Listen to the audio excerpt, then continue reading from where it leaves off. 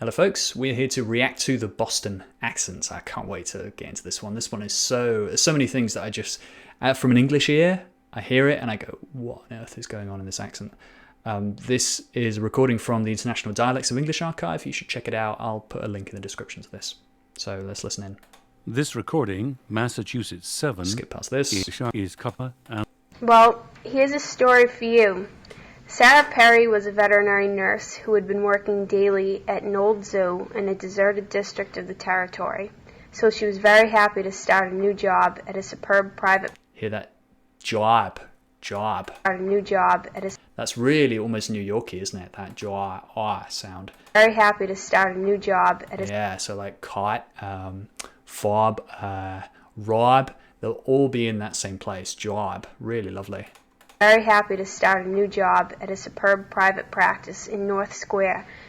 Oh, North Square. North Square. So you hear that the accent has some elements of rhoticity and some not. It's one of those inconsistent accents. So North Square. There's almost, I don't think there's any R there, is there? Practice in North Square. How about that north? Practice in North Square. There's like a shadow of one. It's really, really tight in. North Square. But really the square? Practice in North Square, near the Duke There's no R on that whatsoever. Street Tower. That area was much nearer for her and more to her liking. And then her as well? That area was much nearer for her. Her. There's an R there. So you'd expect if it was a pure non-rhotic accent, like British accent, to be her. North Square, her. That's kind of what I intuitively expect, but she's putting an R on the end of her. The area was much nearer for her and more to her liking. Even so, on her first morning, she felt stressed. Morning. Did she put an R in morning? Even so, on her first morning, she felt stressed. Little one. She ate a bowl of porridge. Porridge, beautiful. She ate a bowl of porridge, checked herself in the mirror, and washed her face in a hurry. She put on a plain yellow dress and a fleece jacket, picked up her kit, and headed for work. When she got there, When she got there, There's like a shadow of an R again. I'm really struggling to work out this R placement. There. When she got there, there was a woman with a goose waiting for her. The woman gave Sarah an official letter from the vet. Sarah? The letter implied that the animal could be suffering from a rare form of foot and mouth disease.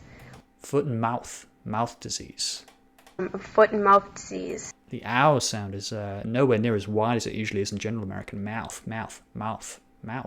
It's almost kind of Irish. A form of foot and mouth disease. Mouth. Which was surprising because normally you would only... Normally. It's like a teeny R. Because normally you would only expect to see it in a dog or a goat.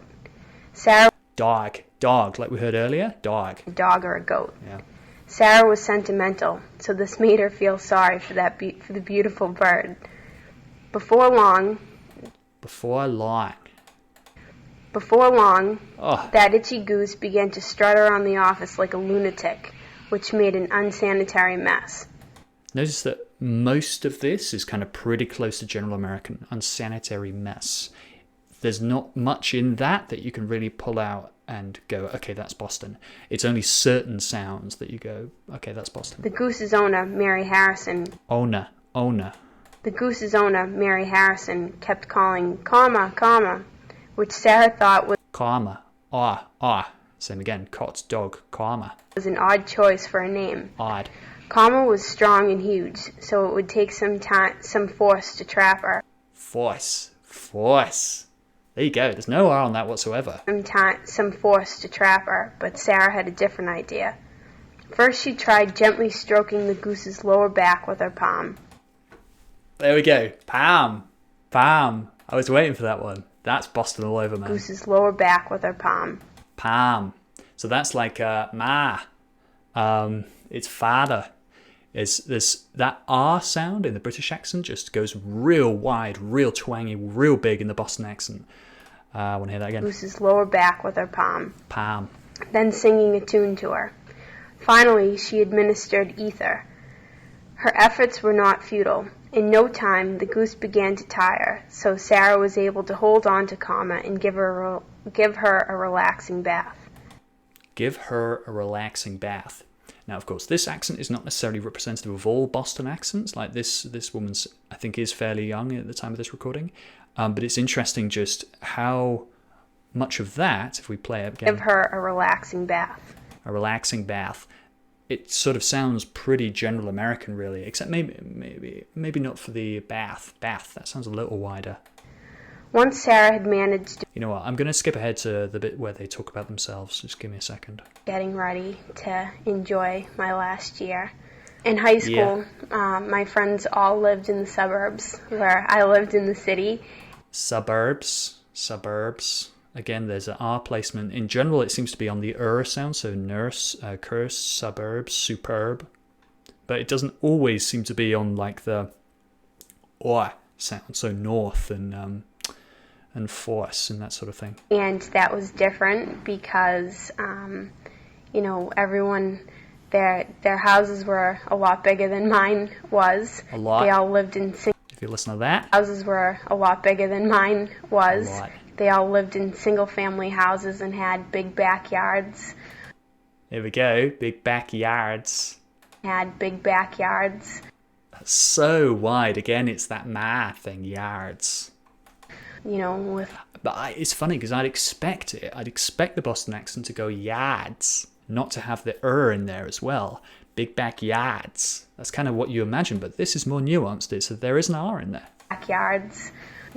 Real strange. One more time. Big backyards, with all kinds of, dogs and cats and, dogs.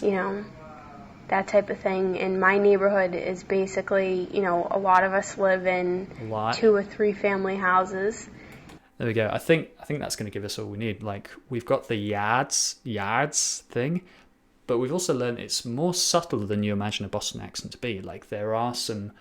it's not pure non-rhotic. Like there are some sounds that still remain. So like north sounds like there was occasionally like a little bit of R shadowing in there.